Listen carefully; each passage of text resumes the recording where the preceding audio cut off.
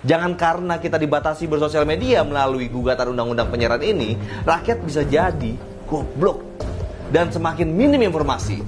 Bisa-bisa kita hanya dicekoki informasi melalui beberapa media mainstream yang saat ini kita sama-sama tahu lah, bos besarnya tuh ada kaitannya dengan partai politik dan kekuasaan. Ini nggak adil, men. Jangan sampai MK memenuhi gugatannya itu, berbahaya banget bagi demokrasi kita. Pidana, men. Jadi kalau ini berlaku nih ya, bakal makin penuh penjara.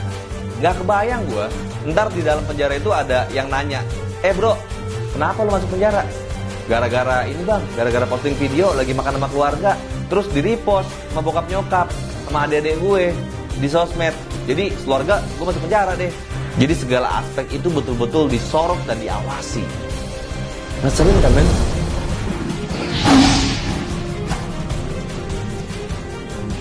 Ya, assalamualaikum warahmatullahi wabarakatuh teman-teman semua. Balik lagi bersama gue Pak Semi di Macan Dialis. Nah teman-teman, hari ini ada yang perlu gue sampaikan kepada kalian. Dan ini perlu penting banget buat kita semua, khususnya untuk teman-teman para aktivis media sosial. Hal ini penting banget, men. Sepertinya kita, seluruh aktivis sosial media yang suka dan hobi dan mempunyai passion memposting sesuatu di sosial media harus serius bergerak dalam hal ini dan ikut menyuarakan hal ini. Minimal teman-teman juga ikut bantu menyuarakan pembahasan di video ini dengan cara coba minimal sebarkan deh ke seluruh sosial media kita semua. Sosial media kita masing-masing, baik itu Facebook, Instagram, dan lain-lain. WhatsApp group juga. Nah jangan sampai jika ini sudah disetujui oleh MK dan kita sangat beresiko untuk memposting sesuatu di sosial media. Teman-teman harus tahu nih ya, baru-baru ini ada dua stasiun televisi, RCTI dan iNews. Ini menggugat undang-undang penyiaran ke Mahkamah Konstitusi atau MK. Keduanya itu meminta setiap siaran yang menggunakan internet seperti YouTube, Facebook, Instagram, hingga Netflix itu tunduk pada undang-undang penyiaran. Bila tidak, RCTI dan iNews ini khawatir katanya muncul konten yang bertentangan dengan Undang-Undang 45 dan Pancasila. Apaan sih, men? Jadi menurut gua, gugatan RCTI ini justru terindikasi bukan karena hanya ada ketakutan persaingan bisnis dengan YouTube dan Instagram. Setahu saya, grup bisnis MNC ini juga memiliki bisnis sosial media yang sejenis dengan YouTube, yang peminatnya sangat jauh di bawah Facebook dan YouTube. Kita udah tahu lah. Coba kalian sebutkan apa sih merek dagangnya itu. Jangan sampai karena ada kompetisi bisnis ini, rakyat yang dikorbankan, rakyat yang dikebiri. Kebebasan bersuara dan berpendapat jadi sangat terkungkung dan terkebiri. Apa bedanya dengan zaman penjajahan kalau gini? Di tengah pandemi, di saat kita sangat sulit bergerak, justru sosial media lah andalan rakyat, andalan masyarakat untuk berkomunikasi dan mencari informasi yang lebih berimbang. Ngaco nih gugatannya menurut gue, men. Rakyat itu butuh informasi yang sangat cepat dan objektif. Jangan karena kita dibatasi bersosial media melalui gugatan undang-undang penyiaran ini, rakyat bisa jadi goblok dan semakin minim informasi. Bisa-bisa kita hanya dicekoki informasi melalui beberapa media mainstream yang saat ini kita sama-sama tahu lah, bos besarnya tuh ada kaitannya dengan partai politik dan kekuasaan. Ini nggak adil, men. Jangan sampai MK memenuhi gugatannya itu, berbahaya banget bagi demokrasi kita. Teman-teman, gue mau ngajak kalian, yuk kita survei kecil-kecilan deh yuk. Yang setuju sama pendapat gue, coba kalian like video ini. Yang gak setuju terserah lo. Lo mau like, mau dislike terserah. Gue mau coba lihat bagaimana tanggapan para teman-teman aktivis sosial media yang ada dan nonton Macan Dialis ini. Gue gak kebayang banget, men, nanti kalau makin banyak orang yang dipenjara cuma karena dia lagi live IG dan live YouTube. Kacau gak, men? Semoga gak ada muatan politik dan bisnis di balik semua ini.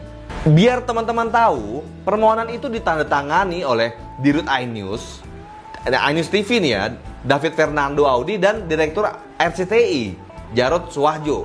Mereka mengajukan judicial review pasal 1 ayat 2 Undang-Undang Penyiaran yang bunyinya gini nih ya sebelumnya nih. Penyiaran adalah kegiatan pemancar luasan siaran melalui sarana pemancaran dan atau sarana transmisi di darat, di laut, dan di antariksa dengan menggunakan spektrum frekuensi radio melalui udara, kabel, dan atau media lainnya untuk dapat diterima secara serentak dan bersamaan oleh masyarakat dengan perangkat penerima siaran. Bahwa apabila ketentuan pasal 1 angka 2 Undang-Undang Penyiaran tidak dimaknai mencakup penyiaran menggunakan internet, maka jelas telah membedakan alasan, tujuan, fungsi, dan arah penyiaran antara penyelenggara penyiaran. Konsekuensinya menurut dia nih, bisa aja penyelenggara penyiaran yang menggunakan internet tidak berasaskan Pancasila, tidak menjunjung tinggi pelaksanaan Pancasila dan Undang-Undang Dasar 45, tidak menjaga dan meningkatkan moralitas dan nilai-nilai agama serta jati diri bangsa. Demikian nih bunyi alasan dari Judicial Review RCTI dan iNews dalam berkas itu. Men, apa sih? Gedek banget gue denger ini. Ini sosmed, bos. Emang lu pada yang kerja di sana nggak ada yang main sosmed? Kalau emang masyarakat lebih menikmati dengan berita dari sosial media, tandanya media mainstream harus lebih berevaluasi.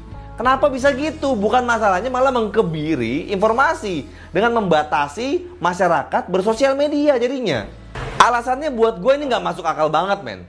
Katanya RCTI dan iNews ini merupakan penyiaran berbasis spektrum frekuensi radio yang tunduk kepada Undang-Undang Penyiaran. Terus katanya di sisi lain banyak siaran yang menyiarkan sesuatu berbasis internet tidak tunduk pada Undang-Undang Penyiaran.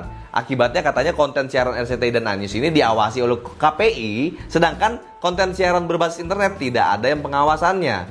Nah, hal ini membuat RCTI dan iNews ini khawatir banget. Jadi KPI ini nanti akan lebih repot nih ngawasin semua seluruh sosial media. Semuanya harus pakai izin.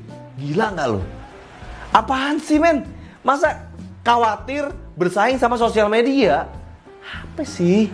Jadi menurut RCTI iNews ini, rumusan ketentuan pasal 1 angka 2 Undang-Undang Penyiaran ini menimbulkan multi interpretasi yang pada akhirnya melahirkan kontroversi di tengah publik. Katanya gitu kan ya. Keduanya mencontohkan nih pernyataan ketua KPI yang akan mengawasi YouTube dan Netflix tapi langsung menuai banyak banget reaksi dari masyarakat. Ya iyalah coy, masa nggak ada reaksi dari masyarakat? Menurut mereka itu menjadi fakta hukum yang membuktikan rumusan ketentuan pasal 1 angka 2 Undang-Undang Penyiaran memang sangat multitafsir. Oleh sebab itu, RCTI dan iNews meminta MK merumuskan pasal 1 ayat 2 penyiaran dirubah menjadi apa? Nih ya, gue bacain permintaan mereka agar pasal itu berubah menjadi apa.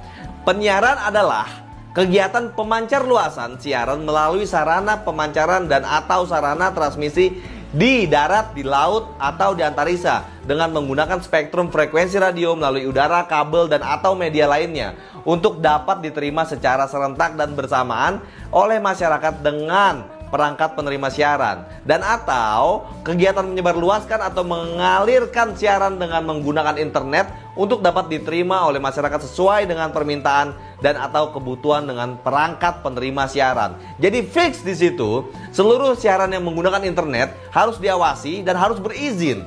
Penyelenggara penyiaran sebagai bentuk ekspresi kemerdekaan menyampaikan pendapat dan memperoleh informasi, baik itu secara konvensional maupun secara digital, harus mengindahkan ketentuan pasal 28J ayat 2 Undang-Undang 45, yaitu wajib tunduk pada pembatasan yang ditetapkan dengan undang-undang dengan maksud semata-mata untuk menjamin pengakuan serta penghormatan atas hak dan kebebasan orang lain dan untuk memenuhi ketuntutan yang adil sesuai dengan pertimbangan moral, nilai agama, keamanan, dan ketertiban umum dalam suatu masyarakat yang demokratis. Itu yang dimau sama mereka. Menurut lo gimana, men?